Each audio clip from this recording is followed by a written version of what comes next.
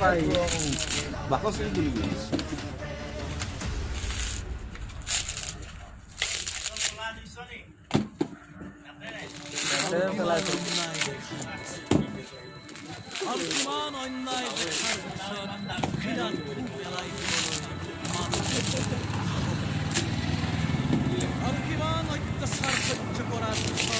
মানুহৰ কণ্ঠবোৰে বিচাৰি পাব পৃথিৱীৰ আটাইতকৈ তীক্ষ্ণ শব্দ।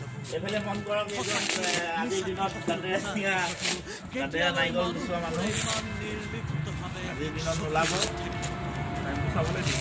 কুমৰি বুকুৰ মাজতে নিতান্ত এজাক প্ৰশ্নৰ উত্তৰ বিচাৰি এটা হাত কৰি